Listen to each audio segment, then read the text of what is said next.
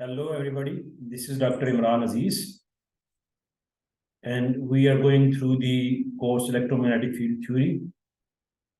Today, we will discuss what is cross product. So, as we know, you might know that दो vectors हैं ए और B, उनका जब cross product लिया जाता है तो it results in the magnitude of E into magnitude of B, magnitude of A into B multiplied by the sine of angle between them. Angle जो acute एंगल है इन दोनों के, जो छोटा एंगल है इन दोनों के दरमियान, that is the angle theta AB. और साथ इसकी क्रॉस प्रोडक्ट में ये है कि डायरेक्शन भी साथ जरूरी होती है। तो ये जो है वो डायरेक्शन इस क्रॉस प्रोडक्ट की, क्योंकि क्रॉस प्रोडक्ट के रिजल्ट में हमारे पास एक वेक्टर क्वांटिटी आती है, तो उस वेक्टर की जो डायरेक्शन है that will be represented by this vector, unit vector a N. और ये जो यूनिट वेक्टर होता है ये normally perpendicular to the plane where A and B lies, तो उसके परपेंडिकुलर नॉर्मली ये यूनिट वेक्टर होता है। इसको आप इस तरीके से अंडरस्टैंड कर सकते हैं कि अगर ए और बी दो वेक्टर्स हैं, तो अगर ए क्रॉस बी है तो राइट हैंड रूल की मदद से आप फिंगर्स को ए वेक्टर से बी वेक्टर की तरफ लेके जाएंगे, तो थंब जो है that should point towards their cross product direction. तो ए एन की जो डायरेक्शन होगी that will B downward in this case. तो अगर फिंगर्स को ए से बी की तरफ लेके जाएं तो थंब की जो डायरेक्शन है वो शो करेगी कि क्रॉस प्रोडक्ट का जो रिजल्ट है उसकी डायरेक्शन क्या होगी। और क्योंकि अगर आप देखें तो ए क्रॉस बी और बी क्रॉस ए क्योंकि एक दूसरे के अपोजिट होंगे, डायरेक्शन एक दूसरे के अपोजिट होगी। अगर ए से बी की तरफ फिंगर्स लेके जाते हैं तो लेट अस से, तो थंब अगर डाउनवर्ड है, बी से ए की तरफ फिंगर्स लेके जाते हैं बी क्रॉस ए के लिए, तो थंब जो है वो अपवर्ड होगा। तो इसलिए हम ये कह सकते हैं कि B cross A is equal to minus A cross B, तो उसकी डायरेक्शन जो है वो बेसिकली अपोजिट हो जाती है। तो डॉट प्रोडक्ट में ये सेम होते हैं, A dot B is equal to B dot A, लेकिन क्रॉस प्रोडक्ट में ये डायरेक्शन जो अपोजिट हो जाती है।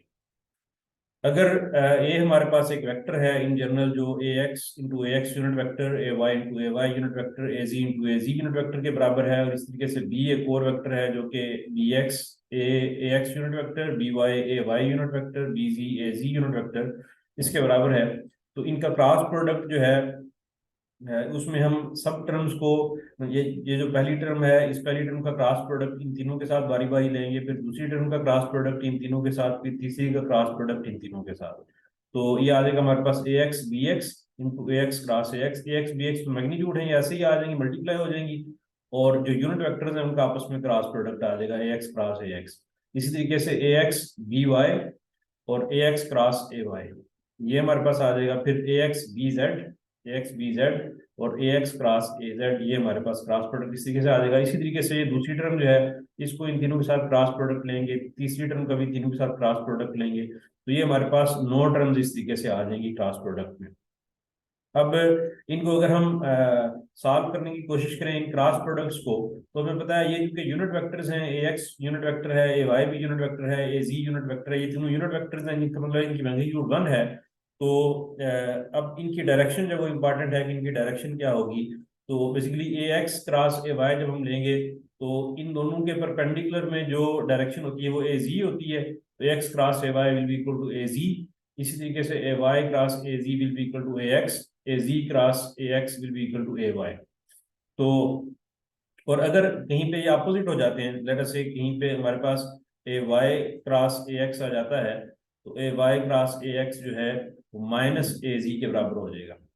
तो ये हमारे पास जो है, जैसे यहाँ पे हम देखते हैं कि दो वेक्टर्स अगर उनकी हम पोजीशन चेंज कर देते हैं तो डायरेक्शन जो है वो उसकी अपोजिट हो जाती है, तो माइनस ए जी आ जाएगा। तो इसी तरीके से यहाँ पे और जो एक जैसे वेक्टर्स होंगे उनका क्रॉस प्रोडक्ट जो 0 के बराबर आ जाएगा, क्योंकि sine of angle between them, तो दो सेम वेक्टर्स हैं तो एंगल उनके दरमियान 0 होगा, तो A X cross A x 0 हो जाएगा। इसी तरीके से A Y cross A Y भी 0 हो जाएगा और ए जी क्रॉस ए जी भी 0 हो जाएगा। तो ये 3 टर्म्स हमारे पास 0 हो जाएंगी, बाकी हमारे पास 6 टर्म्स जो है वो बच जाएंगी। और वो हमारे पास इस तरीके से आ जाएंगी कि यहाँ पे जो A X B Y, A X cross A Y जो है वो ए जी के बराबर होगा। तो ए जी वाली टर्म जो है इधर लिखी हुई है, तो ये basically A X B Y और ए जी, इसी तरीके से ए एक्स क्रॉस ए जी जो है ये minus A Z cross X A Y के बराबर है, तो A X cross A Z minus A Y के बराबर होगा। तो माइनस ए वाई ये वाली टर्म है, ए एक्स बी जी ये माइनस में, तो ये टर्म इधर आ जाएगी। तो ए वाई वाली दो टर्म्स आएंगी, ए एक्स वाली दो टर्म्स आएंगी, ए जी वाली दो टर्म्स आएंगी। तो इस तरीके से हम उनको इकट्ठा करके लिख सकते हैं क्लास में। और अगर आप गौर करें तो बेसिकली ये चीज जो है वो इसको हम मैट्रिक्स की फॉर्म में या डिटर्मिनेंट की फॉर्म में लिख सकते हैं। अगर ए क्रॉस बी हमारे पास इस तरीके से हो कि unit vector A X A Y A Z और magnitude of A X A Y A Z B X B Y B Z, इसका डिटर्मिनेंट अगर लिया जाए तो यही जो ऊपरी इक्वेशन है ये हमारे पास आएगी। तो इसको हम ए क्रॉस बी को डिटर्मिनेंट की फॉर्म में भी लिख सकते हैं। ऊपर हमारे पास यूनिट वेक्टर्स आएगी, सबसे पहली रो में यूनिट वेक्टर्स, दूसरी रो में फर्स्ट मैट्रिक्स की मैग्नीट्यूड्स, तीसरी रो में जो है वो सेकंड मैट्रिक्स की मैग्नीट्यूड्स। तो इस तरीके से हम जो है वो इसको मैट्रिक्स